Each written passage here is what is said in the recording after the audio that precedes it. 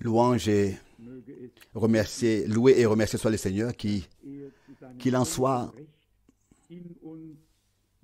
vraiment ainsi qu'il puisse parvenir à sa pleine justice en nous, avec nous et à travers nous tous qui reçoivent ce qui revient de plein droit. C'est notre souhait sincère, notre prière. Et si nous prions conformément à la volonté de Dieu, nous avons la certitude qu'il nous exaucera. Si nous demandons cela, ou si nous demandons ce qu'il a promis dans sa parole, alors nous savons exactement que nous demandons selon sa volonté. Et si nous demandons selon sa volonté, si nous prions selon sa volonté, il nous donne ce qu'il a promis. Bien sûr, si nous prions à l'encontre de sa volonté, cela ne peut certainement pas bien se passer. Mais si nous avons les promesses de Dieu, alors nous sommes sûrs de prier selon sa volonté et dans sa volonté. Et Dieu exaucera. Je serai bref aujourd'hui. J'ai demandé au frère Rousse que nous puissions nous partager le temps. Vous savez, une douleur partagée n'est même plus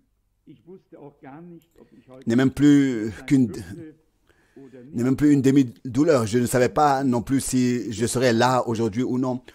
Nous avons ainsi la Pentecôte, les invités attendus sont là, mais nous sommes heureux à chaque fois que nous pouvons nous réunir et entendre la parole du Seigneur. Que Dieu vous récompense pour la manière dont vous ne ménagez pas vos efforts pour écouter la parole du Seigneur. Je voudrais m'arrêter très brièvement sur le deuxième couplet du deuxième cantique. Il est dit ici, « Sur le rocher du salut, mon âme repose maintenant, depuis que Jésus habite dans mon cœur. » Récemment, un jeune couple qui croit au message a reçu une invitation à l'église baptiste et le prédicateur là-bas a parlé de Matthieu 16 en s'indignant que le Seigneur ait fondé l'église sur Pierre qui l'a renié 3 fois peu de temps après. On voit bien que là où il n'y a pas de révélation, les gens s'égarent. Ils tombent dans leurs propres pensées et s'y empêtrent. Comme nous pouvons être reconnaissants de savoir que le Seigneur a parlé un langage clair. Même si l'on ne peut pas distinguer pierre et caillou, le rocher, le fragment et le rocher massif, chacun peut alors lire qu'il n'est pas du tout écrit sur toi, mais que sur le rocher je bâtirai mon église. L'allemand seul suffit. Si vous le maîtrisez, vous comprendriez qu'il ne s'agit pas de Pierre, que ce soit d'une manière ou d'une autre. Mais je te dis que tu es Pierre. Mais il n'a pas dit, je veux que mon église repose sur toi, mais sur ce rocher. Et le rocher est et reste Jésus-Christ notre Seigneur. Il faut aussi, comme nous le faisons toujours, donner la parole à l'Ancien Testament pour savoir quelle est sa signification dans le Nouveau Testament. Dans Ésaïe chapitre 8, nous lisons ce qui suit comme une prophétie, une promesse.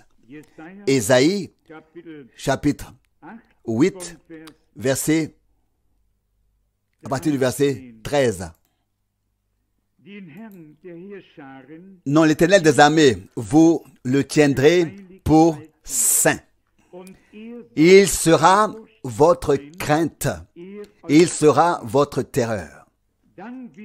Alors il deviendra une occasion de sanctification, une pierre d'achoppement et un rocher de trébuchement pour les 2 maisons d'Israël.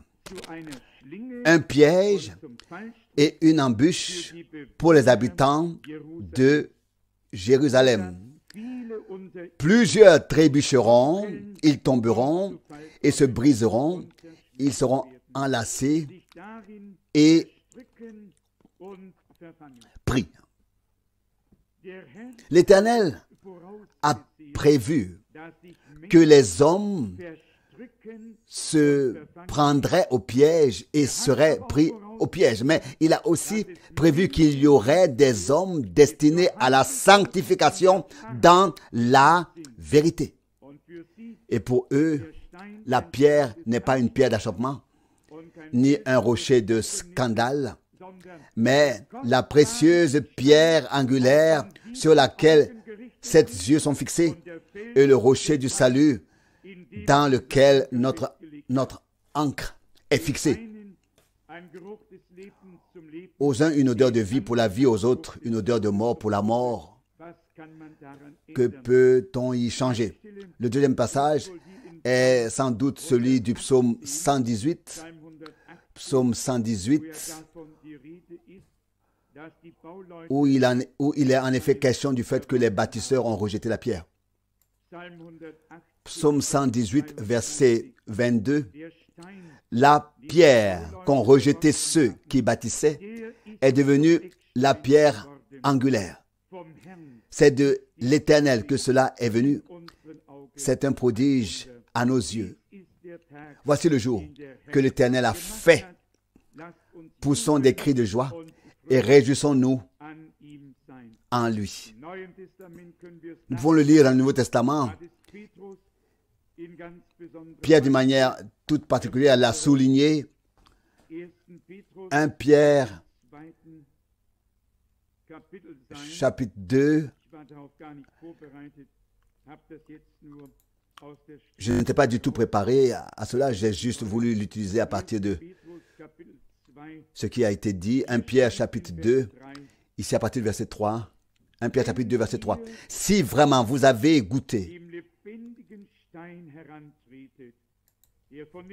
non, le verset 4 plutôt, le verset 4. Si vous vous approchez de lui, de la pierre vivante qui, bien que rejetée par les hommes comme étant inutile, est considérée par Dieu comme un joyau choisi. C'est ainsi que vous serez aussi vous-même édifiés, comme des pierres vivantes pour former une maison spirituelle, en sacerdoce saint pour offrir des sacrifices opérés par l'Esprit, agréables à Dieu par Jésus-Christ. On arrive. Et nous nous en réjouissons chaque fois que nous voyons la démonstration de l'Ancien Testament dans le Nouveau Testament. Alors le cœur exulte et se réjouit. Verset 6. Car l'Écriture dit, voici que je pose en Sion une pierre choisie, une pierre d'angle précieuse, et quiconque met sa confiance en lui ne sera jamais confondu.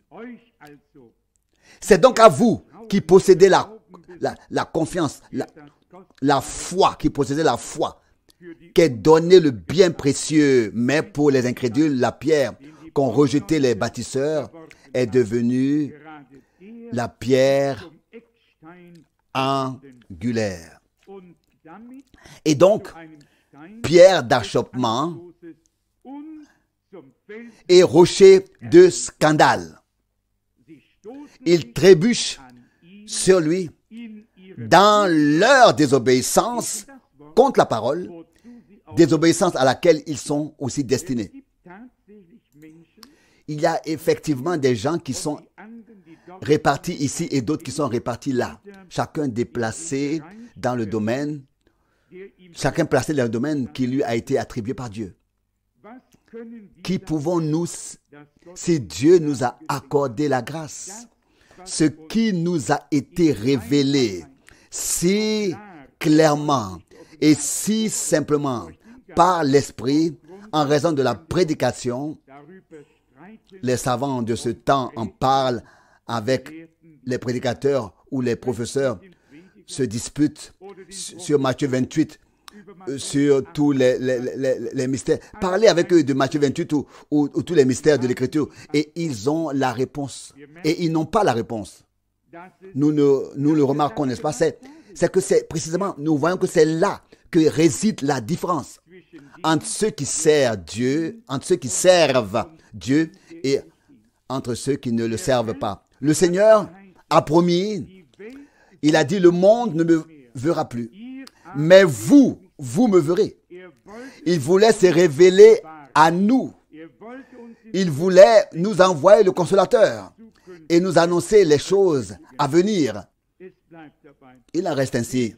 Pierre est Pierre, qu'une pierre, un fragment de rocher, seulement une partie du tout. Mais le Seigneur est le rocher du salut, qui a résisté à toute tempête et qui résistera pour l'éternité.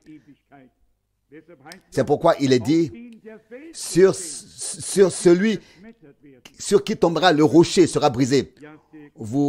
Nous pouvons bien, n'est-ce pas, l'imaginer. J'avais voulu faire quelques remarques sur la base d'une chose que Frère Branham a vue en l'an 33.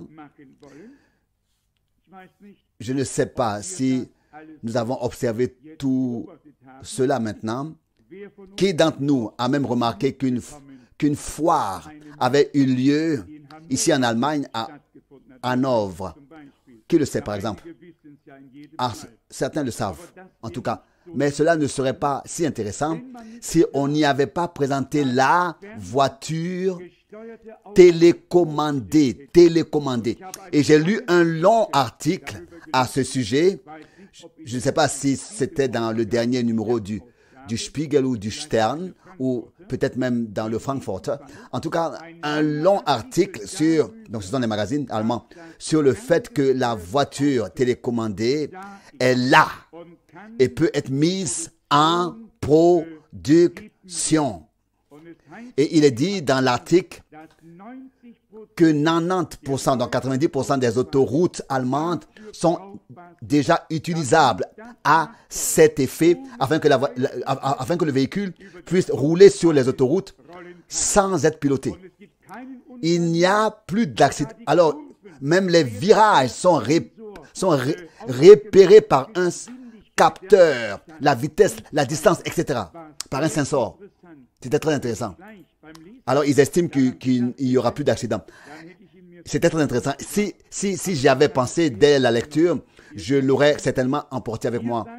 Mais il est probable que je le trouve encore d'une manière ou d'une autre. Voici ce que Frère Branham dit en août 1961, en rapport avec les 7 choses qu'il a vues en vision dans ces 3 sermons. The 70 Week of Daniel, donc les 70 semaines de Daniel, que nous n'avons pas traduit en français parce que, en allemand il dit, donc parce qu'en grande partie, Dieu merci, ils ne correspondent alors pas à ce qui a été révélé dans l'ouverture des sceaux. Je ne voulais pas provoquer de conflits.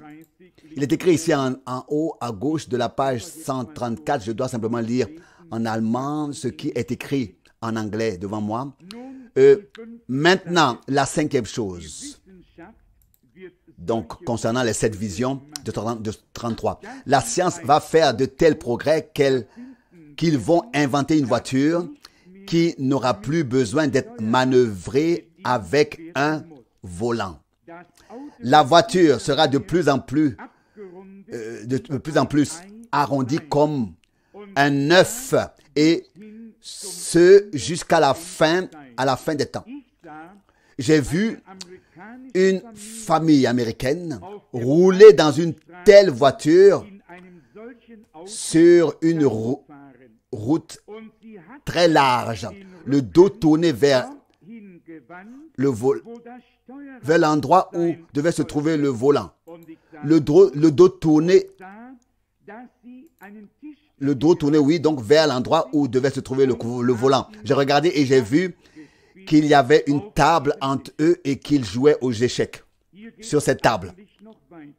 Là, ça va encore plus loin et il le dit, ce sera un système radar entièrement automatique, entièrement contrôlé automatiquement.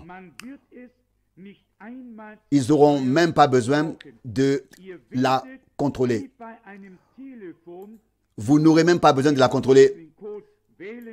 Vous n'aurez qu'à composer le numéro comme un téléphone ou le code comme avec un téléphone et vous pourrez vous y rendre sans provoquer d'accident.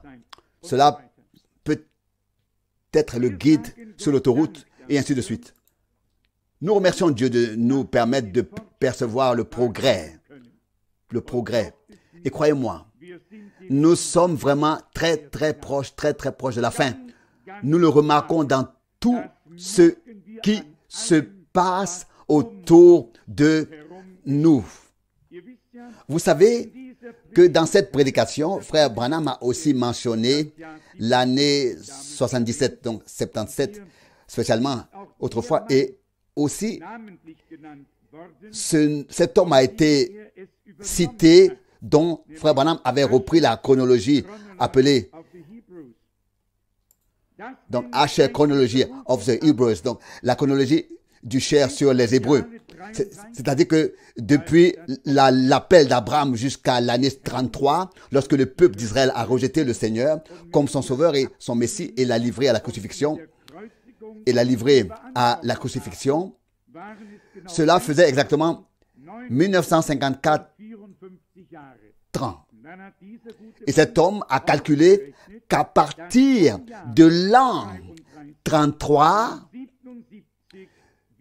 jusqu'en 1977, ce serait à nouveau la même période de 1954 ans. 4 ans. 1954 ans.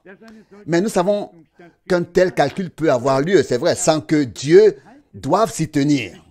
Car il n'est écrit nulle part que l'Église des nations aurait la même durée que le peuple d'Israël.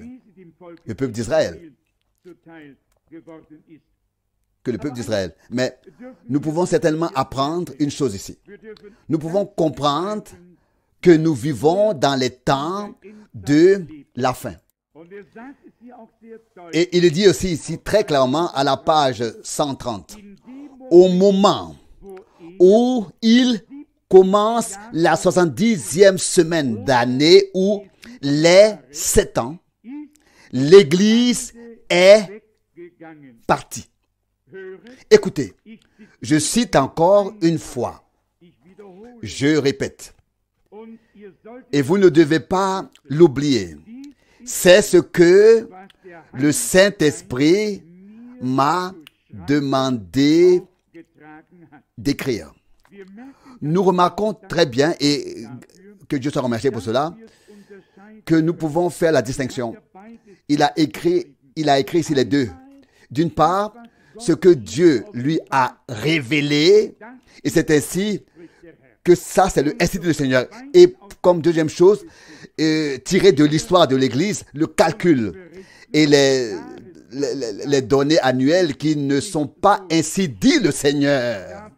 Dieu ne demandera rien à personne, car il était encore écrit que personne ne connaît le temps et l'heure. Donc, nous avons donc eu la grâce de Dieu de ne pas tout jeter par-dessus bord et de dire oui, il a dit quelque chose qui n'est pas tout à fait arrivé. Maintenant, regardez, en réalité, comme je viens de le dire, nous devons distinguer les deux choses, distinguer ce qui lui a été montré et révélé de manière contraignante par Dieu dans des visions et d'autre part, ce que les hommes ont calculé ou prédit que cela allait arriver. C'est ce qu'il a dit ici une fois de plus, puis il laisse ouvert lorsqu'il dit qu'il nous resterait alors 17 ans et que nous aurions alors eu la même durée que celle pendant laquelle Dieu aurait agi avec nous par la puissance de l'Esprit Saint depuis l'année 33 jusqu'à l'année 1977, soit une durée de 1954 ans. Mais comme nous venons de le dire, il a plu au Seigneur d'anéantir depuis toujours la sagesse des sages afin qu'aucune chair ne se glorifie devant Dieu et ne puisse dire, vous voyez, je le savais bien. Il n'y a pas d'homme qui puisse venir dire, voyez, je le savais. Personne ne l'a su, personne ne le sait et personne ne le saura. Dieu seul l'a su, Dieu seul le sait et Dieu seul le saura pour l'éternité. Et cela nous suffit. Je l'ai dit, je l'ai déjà dit, Dieu ne donne sa gloire à personne d'autre. Mais cela m'a quand même ému, touché quelque part, quand j'ai entendu et lu l'histoire sur le rocher et tout le reste, que des hommes restent dans l'ignorance malgré la révélation de la parole et des mystères de Dieu. À qui ces choses sont-elles révélées? Seulement à ceux qui font appel à la révélation, qui se laissent interpeller par elle. Et je ne sais pas si je l'ai écrit ou si je l'ai dit quelque part, mais l'un exclut l'autre. Celui qui interprète encore une chose, ça veut dire qu'elle ne lui a pas encore été révélée. Elle ne lui a pas encore été révélée. Et celui à qui elle a été révélée, il n'interprète plus. Il a le résultat divin. Comprenez-vous cela? Il a la parole de Dieu dans son originel, dans sa forme originelle. Celui qui interprète encore n'a pas la révélation. Et celui qui a la révélation n'a plus besoin d'interpréter. Car il sait alors de quoi il s'agit. Mais comme je l'ai dit, j'ai lu cet article. Alors que je lisais cet article, c'est peut-être aussi pour cela que c'est arrivé. J'étais assis dans l'avion à côté d'un homme qui s'est rendu à la foire de Hanovre. Et ensuite, j'ai eu un autre vol et j'ai vu cet article sur la voiture, concernant la voiture qui peut désormais rouler à la bonne vitesse sans être pilotée. Et donc, sans accident, à la bonne vitesse sans être piloté, et les gens peuvent mettre une table entre eux et tourner les sièges avant vers l'arrière et peuvent boire du café et venir bien à Heidelberg ou ailleurs et arrivent bien au but. Et puis à entendre dire que même nos autoroutes n'auraient qu'à mettre la bande et tout irait déjà bien.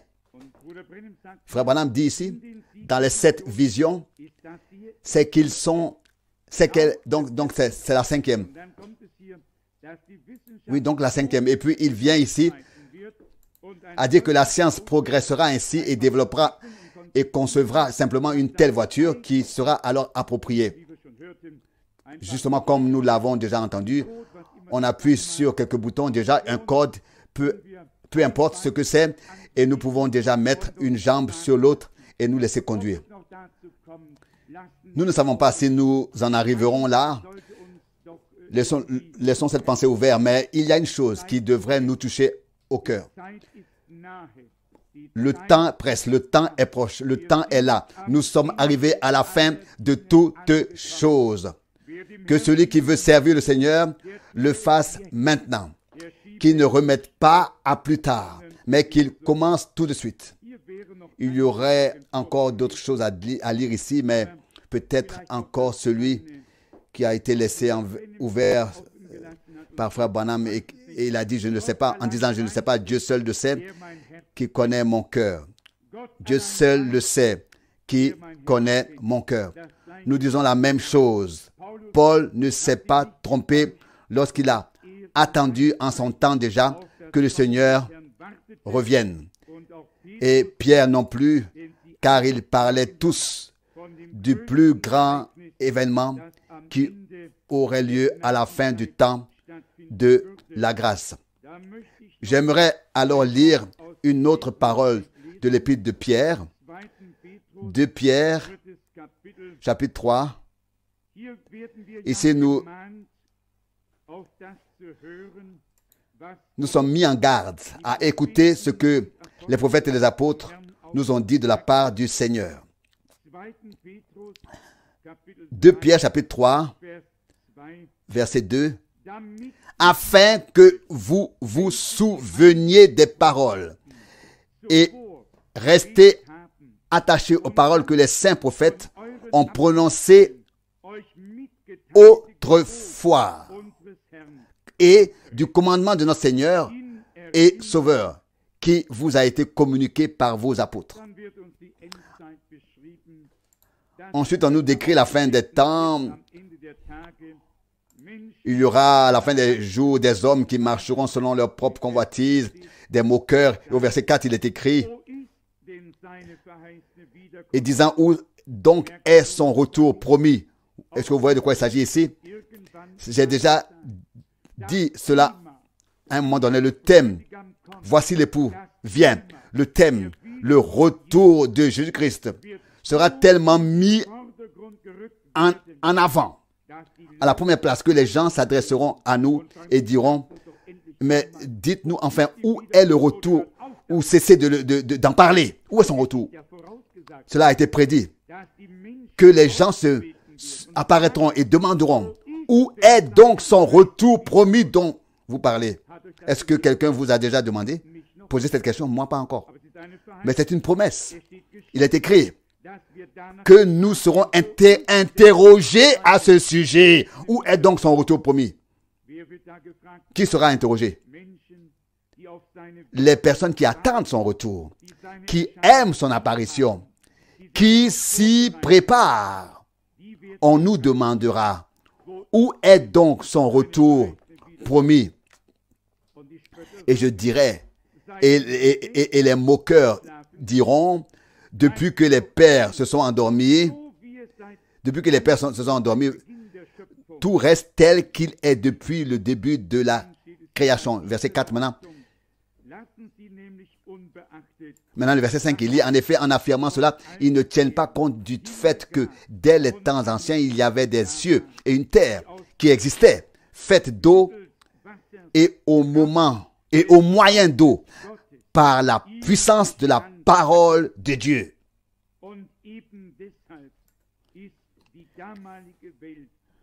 Et c'est précisément pour cela que le monde d'alors a péri dans les eaux par submersion. Le verset 6. Ensuite, suivent des versets ici, bien connus de nous. Le verset 7. Le ciel et la terre actuels, au contraire, sont réservés par la même parole pour le feu et sont gardés pour le jour du jugement et de la ruine des hommes impies. Ce jour de la destruction viendra. Les hommes n'aiment pas l'entendre, mais ce sera le jour qui brûlera comme une fournaise, le jour du jugement de Dieu. Ce ne sera pas encore le jugement dernier après les 1000 ans, mais Dieu fera une purification. Dieu mettra de l'ordre sur la terre et les hommes seront plus rares que l'or pur, l'or fin. Et celui qui est resté, il ne commettra certainement plus d'injustice, comme cela est écrit dans le prophète Ésaïe 65 et 66. Mais ce jour de la destruction viendra, et avant qu'il arrive, Dieu a promis d'envoyer un prophète pour remettre les choses en place, restaurer, rétablir les choses. Et vous pouvez me croire, celui qui n'entend pas ce message divin prophétique ne peut pas être amené à bon port, ne peut pas être corrigé et ramené. Et celui qui ne reconnaît pas que Dieu a eu besoin d'une bouche pour révéler sa parole, celui qui est trop fier pour admettre que Dieu a pris un simple homme et en a fait son instrument. Oui, aucune chance pour cet homme de voir la volonté de Dieu lui être révélée. Il s'enorgueillit et pense avoir le monopole de la connaissance. Hein? Il suffit de le lui demander pour qu'il se manifeste, n'est-ce pas? Et qu'il le dise. Non, le savoir personnel ne fait qu'enfler. Ce dont nous avons besoin, c'est de la révélation de la parole et de la volonté de Dieu. Et c'est pourquoi nous sommes si reconnaissants pour le message de la fin des temps et aussi pour le fait que Dieu nous donne la grâce de le placer de manière équilibrée dans l'Écriture et de laisser la parole dire elle-même ce que nous avons à dire. Car, pensez tout particulièrement au verset 2 de 2 Pierre 3. afin que vous vous souveniez des paroles. Première chose. Et ensuite, et restez attachés aux paroles que les saints prophètes ont prononcées autrefois, et du commandement de notre Seigneur et Sauveur qui vous a été communiqué par vos apôtres. Restez attachés donc à ces choses. Maintenant, à partir du verset 3, mais vous devez d'abord considérer qu'à la fin des temps, il relit le verset 8 maintenant, 2 Pierre 3, verset 8. Mais il est une chose, bien-aimé, que vous ne devez pas ignorer. C'est que devant le Seigneur, un jour est comme 1000 ans, et 1000 ans sont comme un jour. Le Seigneur ne tarde pas dans l'accomplissement de la promesse, comme quelques-uns le croient, mais il use de patience envers vous, ne voulant pas qu'aucun périsse, mais voulant que tous arrivent à la repentance. Là encore, nous pourrions ouvrir Romains chapitre 11, versets 25 et 26. La multitude des païens doit d'abord entrer, la totalité des païens doit d'abord entrer dans l'Église et ensuite viendra l'achèvement et l'Éternel se tournera ensuite vers le peuple d'Israël. C'est également un texte bien connu, le verset 10. Mais le jour du Seigneur arrive comme un voleur. En lui, les cieux passeront avec fracas. Les éléments se dissoudront dans un feu ardent. Et la terre sera consumée par le feu avec toutes les œuvres des hommes qui s'y trouvent. Puisque tout cela se dissout ainsi, quel doit être chez vous l'état des preuves de sainteté et de conformité avec Dieu, en attendant et en vous préparant pour l'avènement du jour de Dieu, à cause duquel les cieux se fondront dans le feu et les éléments se fondront dans l'ardeur de la flamme. Mais nous, selon sa promesse, nous attendons des nouveaux cieux et une nouvelle terre où la justice habite. Nous devons nous préparer à ce jour, être revêtus,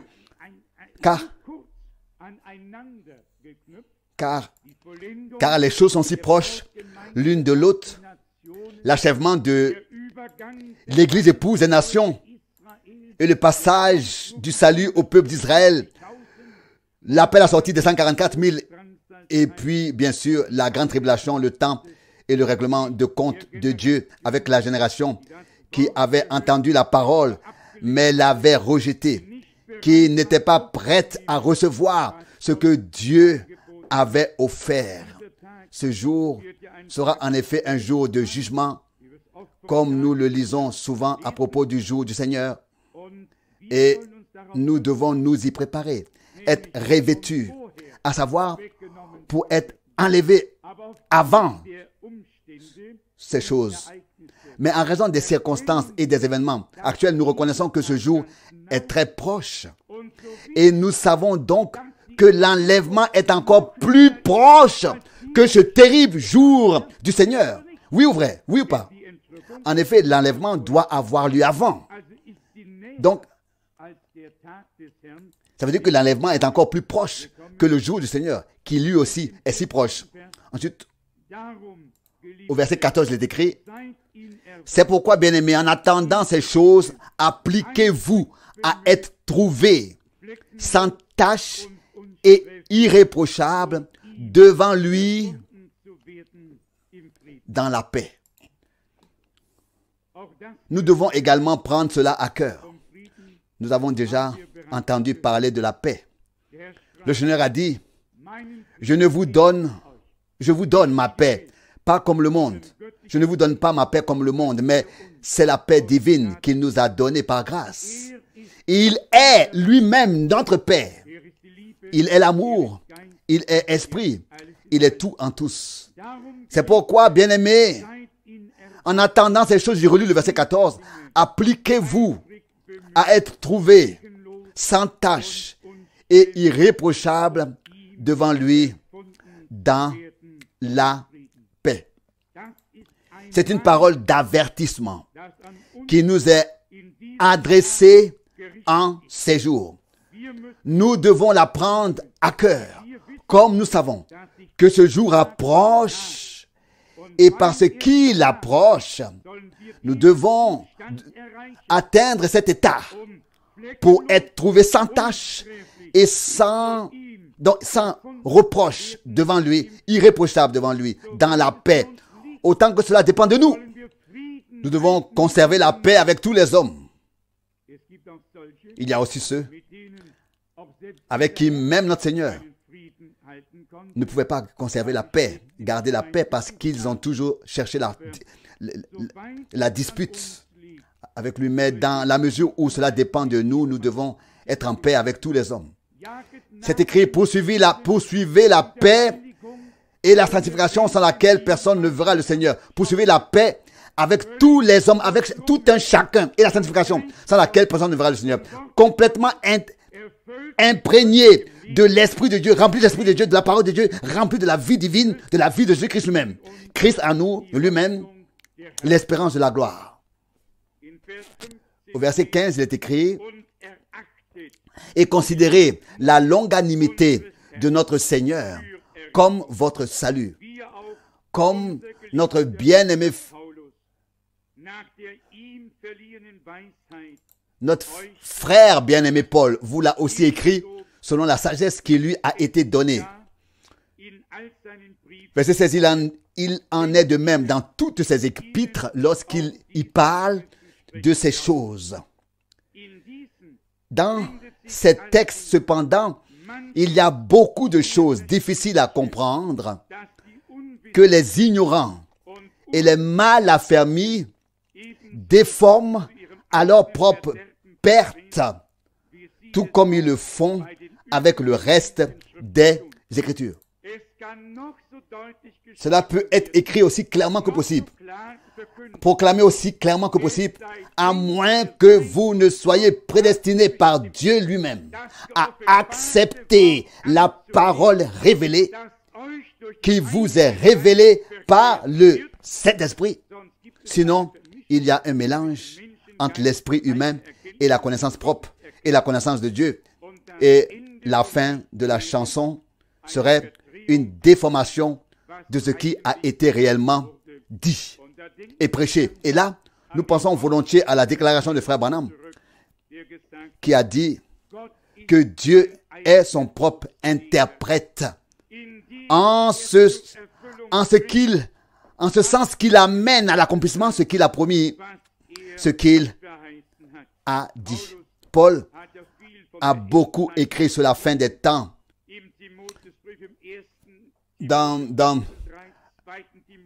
1 Timothée chapitre 4, dans 2 Timothée chapitre 3 et dans beaucoup d'autres passages. Il s'est référé à ce qui arriverait sur terre dans les derniers jours et particulièrement en relation avec l'enlèvement, comme cela est écrit dans 1 Thessaloniciens au chapitre 4 au verset 13, du verset 13 au verset 18, et dans le chapitre 5 de 1 Thessaloniciens, il dit ensuite, mais pour ce qui est du temps et de l'heure, vous n'avez pas besoin, frères, d'instructions écrites à leur sujet. Vous savez bien, vous-même, que le jour du Seigneur vient comme un voleur dans la nuit. Quand ils diront, maintenant il y a la paix et la sûreté, alors tout à coup la destruction les surprend comme les douleurs de l'accouchement chez une femme enceinte et ils n'échapperont certainement pas. Mais vous, frères, ne vivez pas dans les ténèbres pour que le jour vous surprenne comme un voleur, car vous êtes tous des fils de lumière et des fils de jour. Nous n'avons rien à faire avec la nuit ni avec les ténèbres. C'est une parole merveilleuse. Et nous pourrions aller maintenant à Jean et voir que nous sommes en communion avec lui, que nous avons communion avec lui, si nous ne marchons pas dans les ténèbres. 1 Jean, chapitre 1, verset 5. jusqu'à 7. 1 Jean chapitre 1, verset 5 jusqu'au verset 7. Et voici le message que nous avons entendu de sa part et que nous vous annonçons. Quelle magnifique déclaration. Et voici le message, pas seulement un message, mais le message, l'unique message divin. Et voici le message que nous avons entendu de sa part et que nous vous annonçons. Dieu est lumière et il n'y a pas de ténèbres en lui. Si nous prétendons être en communion avec lui et que nous marchions dans les ténèbres, nous mentons et nous ne nous en tenons pas à la vérité. Comme ils disent aujourd'hui, qu'ils ont communion avec Dieu. Parfois, ils donnent l'impression d'avoir quelque part un téléphone dont la ligne s'étend jusqu'au ciel. Mais il n'y a aucune trace de lumière et de révélation de la parole et de l'esprit. Dieu est lumière et il n'y a pas de ténèbres en lui. Et Jésus a dit que celui qui me suit ne restera pas dans les ténèbres, mais aura la lumière de la vie. Et si quelqu'un dit « Je suis le Seigneur » et qu'il tâtonne dans les ténèbres, oubliez-le. Cet homme ne dit pas la vérité. Il le pense seulement. Celui qui suit vraiment le Seigneur ne reste pas, ne demeure pas dans les ténèbres. Car le Seigneur est lumière et sa parole est une lampe à nos pieds et une lumière sur notre sentier. Tout le monde peut tenir des propos pieux. Et cela aussi, je ne l'aime pas et cela me revient parfois à l'estomac quand on entend ainsi partout chacun parler des croyants. Tous parlent aux croyants, n'est-ce pas? Lorsque Khomeini parle, il s'adresse aux croyants, n'est-ce pas? Quand le pape parle, il s'adresse aux croyants également. Puis chacun s'adresse, n'est-ce pas, qu'aux croyants. Et à la fin, il ne reste plus personne d'incrédule. Personne est incrédule. Alors ils sont tous croyants. Oui, en qui croient-ils? En qui croient-ils? En qui sont-ils croyants? Une question sérieuse, n'est-ce pas? Quand j'entends cela parfois, vous pouvez vous imaginer ce qui se passe dans le cœur. Qui est croyant? Vraiment croyant? Vraiment croyant? Quelqu'un a dit celui qui marche dans la lumière. À 100%, ça c'est vrai.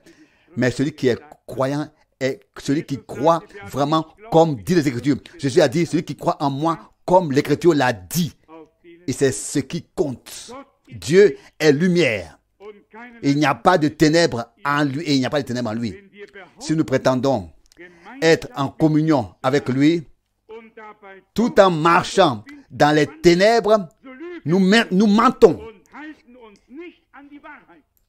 et ne nous tenons pas à la vérité. Pourquoi pas?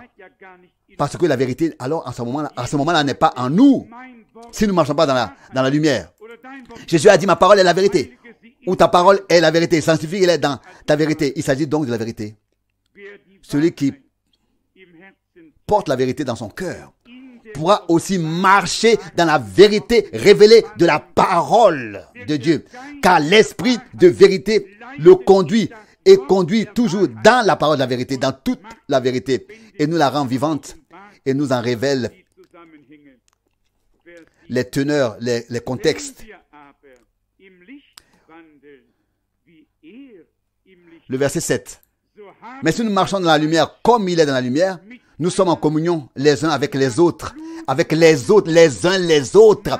Et le sang de son Fils, Jésus, nous purifie de tout péché. Vous voyez de quoi il s'agit?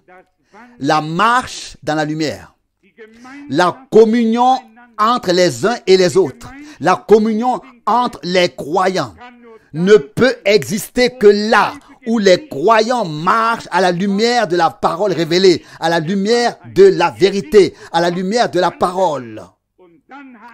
C'est à ce moment-là que nous avons l'assurance que le sang de Jésus-Christ, le Fils de Dieu, nous lavera de tout péché. Car si Dieu s'est révélé à nous et nous a révélé sa parole, alors nous faisons partie des élus. Et alors le péché n'est pas du tout imputé. Donc Dieu le pardonne alors automatiquement. Oui, il a déjà pardonné sur la croix à Golgotha. Nous avons alors communion les uns avec les autres. Et le sang de son Fils Jésus nous purifie de tout péché. Si nous prétendons, verset 8, si nous prétendons n'avoir aucun péché, nous nous trompons nous-mêmes et la vérité n'est pas en nous. Maintenant, 1 Jean 1, verset 8, maintenant le verset 9. Si nous confessons nos péchés, il est fidèle et juste pour nous les pardonner et nous purifier de toute injustice. Si nous prétendons n'avoir pas péché, nous le faisons menteur et sa parole n'est pas en nous. Ce qui est merveilleux chez les vrais croyants, c'est qu'ils donnent raison à Dieu sur tous les points. Qu'ils ne gardent jamais ou n'imposent jamais leur propre droit, mais là où Dieu nous condamne selon sa loi, nous disons, Seigneur, tu es le juste juge. Tu as jugé selon ta loi. Tu es saint et juste dans ton jugement.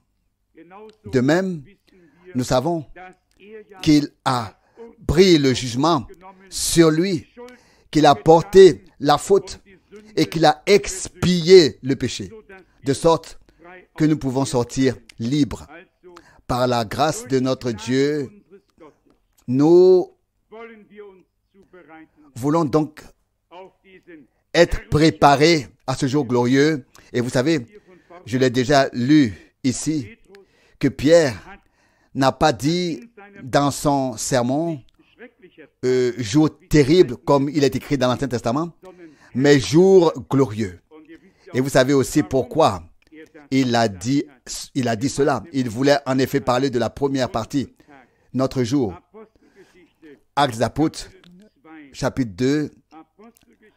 Actes des Apôtres, chapitre 2, à partir du verset 18. Oui, même sur mes serviteurs et sur mes servantes, je répandrai de mon esprit en ces jours-là, afin qu'ils parlent prophétiquement. Je ferai paraître des signes miraculeux dans le ciel en haut et des signes sur la terre en bas, du sang, du feu et des nuages de fumée. Le soleil se changera en ténèbres et la lune en sang, avant l'arrivée du jour du Seigneur, de ce jour grand et glorieux. Avez-vous lu ceci? Pas le grand et terrible, mais le grand et glorieux. Le jour du Seigneur est en effet divisé. Le premier point est que lorsque le temps de grâce est écoulé, le jour du Seigneur, le jour de l'Éternel commence. Mais il a une phase qui se situe à la fin de ce jour, la phase de transition, le départ de l'épouse de cette terre. Et pour nous, le jour que nous attendons n'est donc pas le grand et terrible jour du Seigneur, mais le jour glorieux, le jour que nous attendons avec impatience, le jour auquel nous regardons en disant, viens vite, viens bientôt Seigneur Jésus. Pour les non-croyants, ce sera le jour terrible du Seigneur, de l'Éternel. Pour nous, le jour glorieux, le jour que nous attendons. Je pense que Paul l'a encore exprimé quelque part dans la lettre à Timothée, mais je n'y ai pas non plus pensé auparavant. On pourrait encore Oui, peut-être que je ne le cherche même pas. Oui, ici ce sera déjà à nouveau le cas. C'est écrit dans chaque chapitre. Je ne sais pas si vous l'avez remarqué dans la lettre aux Thessaloniciens. Il y a toujours question de la venue du Seigneur à la fin. Dans le premier chapitre, au dernier verset, il est écrit 1 Thessaloniciens 1, verset 10, et d'attendre du ciel son Fils. 1 Thessaloniciens 1, verset 10, qu'il a ressuscité des morts, Jésus, qui nous sauvera de la colère à venir. L'avez-vous entendu, l'avez-vous lu? Nous ne sommes pas destinés au jugement de la colère, mais à être sauvés de la colère à venir. Vous pouvez vraiment le souligner, car cela correspond exactement à la symbolique biblique. Avant que Sodome et Gomorrhe ne soient brûlés, le Seigneur Dieu s'est révélé à Abraham, lui a dit ce qui devait arriver et ainsi de suite. Lot a été amené à l'extérieur avant le déluge. Quelque chose de similaire s'est produit. Noé était en sécurité avec les siens avant que la destruction ne s'abatte. Dans 1 Thessaloniciens, chapitre 2, on trouve également les deux derniers versets. Le verset 19. 1 Thessaloniciens 2, verset 19, qui est en effet notre espérance, notre joie et notre couronne de gloire. Si ce n'est pas, donc qui est en effet notre espérance, notre joie et notre couronne de gloire, si ce n'est vous aussi devant la face de notre Seigneur Jésus à son retour. À son retour. Amen. Maintenant le chapitre 3. Maintenant le chapitre 3.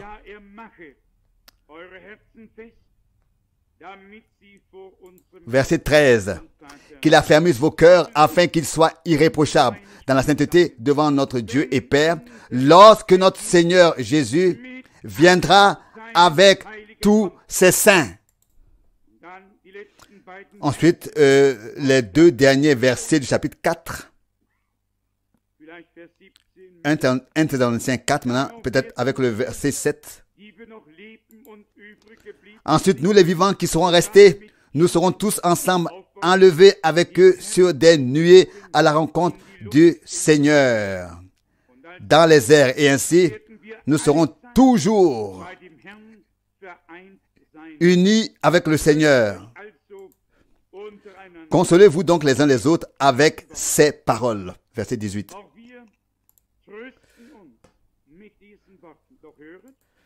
Nous aussi, nous nous consolons avec ces paroles. Mais écoutez, au chapitre 5, tout à la fin, où des versets 23 à 24, se trouve la conclusion qui est en fait, avant que les salutations soient données, la suivante. Première Thèse, chapitre 5, versets 23 et 24. Que le Dieu de paix vous sanctifie lui-même, tout entier, et que tout votre être, l'esprit, l'âme et le corps soient conservés irréprochables lors du retour de notre Seigneur Jésus-Christ. Celui qui vous a appelé est fidèle, et c'est lui qui le fera. Amen. Il est fidèle. Il a commencé, il achèvera. Il a appelé, il a élu. Il fera aboutir sa cause, son œuvre. Il achèvera son œuvre. Mais vous remarquez que dans chaque lettre, il est question du retour du Seigneur. Et de cette pensée que ceux qui l'attendent seront parfaitement irréprochables pour y avoir part ensuite. Donc, seraient parfaitement irréprochables pour y avoir part ensuite. Il est même dit ici que nous devons être irréprochables dans notre esprit, notre âme et notre corps. Et que c'est Dieu lui-même qui y pourvoira, comme nous savons qu'à la fin, non seulement une parole de restitution, de restauration sera entendue, mais que tout sera littéralement restauré, restitué. Je pense même à la vision que Frère Branham avait encore dans les années 50. Je l'ai lu pour la première fois en 1958. Il ne priait plus pour les malades, qu'il ne priait plus pour les malades, mais qu'il levait les mains et les malades entraient ou étaient amenés d'un côté malade, et pendant qu'il passait ici, seule la parole était prononcée et cela se faisait sur le champ. Celui qui entrait avec un bras sortait avec deux, celui qui entrait avec une jambe sortait avec deux, et ainsi de suite. Tout à la fin, il plaira à Dieu de couronner l'œuvre avec une grande puissance et grande gloire, pour rendre en nous la foi de l'enlèvement, vraiment tout à fait vivante et proche, qu'il n'y aurait plus de boiteux, plus de trébuchants, plus de fatigués, mais que tous iraient de l'avant, fortifiés, préparés, totalement préparés, que lorsque ce moment arriverait, nous ne serions plus retenus, mais arrachés à cette terre. Mais ne vous inquiétez pas. Je crois fermement que Dieu lui-même l'accomplira. Et c'est écrit ici. Celui qui vous appelle est fidèle. Il l'accomplira. Ce n'est pas un grand homme. C'est lui le grand Dieu qui l'accomplira. Et le réalisera. Par grâce, nous le savons. Il a fait la promesse. Et il l'accomplira. Résumons. Nous sommes arrivés à la fin des jours. Les visions que frère Branham a vues en 1933 se sont en grande partie réalisées. Et nous sommes aujourd'hui plus proches de la fin que nous ne l'avons jamais été. Nous sommes aussi tout à fait conscients que le temps presse. Et pourtant, nous appelons les uns, nous nous disons les uns les autres, la patience nous est nécessaire. Nous avons besoin de patience pour, après avoir accompli la volonté divine, obtenir ce qu'il a promis. Comme il est écrit dans l'Ancien Testament, je crois dans le prophète Habakkuk, que si la promesse ou la prophétie tarde à venir, attends-la, persévérez, car elle ne manquera pas d'arriver. Nous sommes également reconnaissants au Seigneur d'avoir fondé l'Église sur la révélation. Ou bien alors par la révélation, sur la révélation. Pas sur un homme qui a échoué, mais sur la révélation de Jésus-Christ. Sur la révélation de qui est Jésus-Christ. Ce n'est pas par la chair et le sang qui te l'ont révélé, mais mon Père qui est dans les cieux. Et c'est sur cette pierre, sur cette révélation, sur ce rocher, sur ce roc, que je bâtirai mon église. Et elle sera composée de pierres, de construction, qui ont cette révélation et qui peuvent donc, pour cette raison, se laisser insérer dans l'édifice. Lui, la pierre angulaire et nous, les pierres vivantes, qui seront adaptées à l'édifice divin, ajusté. Et comme il est écrit, édifié en une habitation de Dieu dans l'esprit. N'êtes-vous pas reconnaissant de ce que, d'une manière aussi merveilleuse, Dieu nous a ouvert les yeux, nous a oint, nous a ouvert l'esprit, nous a ouvert l'intelligence afin que nous puissions comprendre les Écritures par révélation telles qu'il les a laissées, telles qu'il les a confiées, telles que les apôtres et les prophètes l'ont vu et ont entendu par grâce. Entendu, le même Dieu nous révèle aujourd'hui les mêmes choses. Un seul Seigneur, une seule foi, un seul baptême. Il veut devenir tout en tous et nous bénir même ce soir. Loué soit son nom. Amen. Levons-nous. Je demande à Frère Rousse de prier. Père Céleste, nous te remercions du fond de nos cœurs pour ta parole de vérité. Seigneur, tu as mis ton doigt sur ta parole en ces jours afin qu'elle soit placée sur le chandelier, qu'elle brille si clairement pour nous, que nous puissions reconnaître dans quel temps nous vivons, que les promesses sont vraies que tu as données par les prophètes, par tes apôtres et par cet homme que tu as envoyé dans nos jours. Seigneur mon Dieu, tu as parlé avec véracité et seuls ceux qui marchent dans la vérité peuvent voir la lumière et reconnaître au Seigneur que tout doit s'accomplir. Oh Seigneur, nous le voyons avec nos yeux. Nous sommes si reconnaissants, Seigneur, d'avoir été introduits dans la lumière et de pouvoir marcher dans la lumière. Nous t'adorons pour cela, Seigneur. Nous sommes si heureux de la communion avec toi et entre nous. Seigneur, louange et remercie et reconnaissance, gloire et adoration, remerciement soit à ton nom glorieux. Nous te remercions encore une fois, Seigneur, pour ta chère et sainte parole. Seigneur, en vérité, cette parole que tu as prononcée par tes serviteurs et tes apôtres est si efficace que nous ne voyons aucune contradiction. Seigneur, nous voyons les hommes de l'Ancien Testament et du Nouveau Testament qui s'accordent merveilleusement. Ils disent ensemble ce que l'Esprit leur a donné de dire. Alléluia.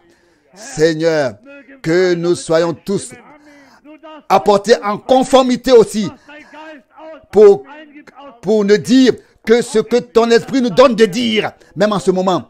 Seigneur, nous te remercions dans ce temps dans lequel nous vivons. Nous ne nous appuyons pas sur notre propre sagesse, sur notre propre intelligence, mais nous nous appuyons sur ta parole promise. Alléluia. Merci pour le message de ce soir aussi. Tu nous as parlé. Nous t'adorons. Tu as parlé en vérité, Seigneur. Et nous savons, quand tu parles ainsi, nous savons alors que le temps est venu. Seigneur, alléluia. Loué sois-tu, loué sois-tu, nous et exalté. Nous le voyons en tout. Ce qui se passe dans les nations, dans ton peuple d'Israël, nous voyons en tout que la fin est proche. Reçois la gloire, reçois la louange et l'adoration au nom de Jésus. Amen.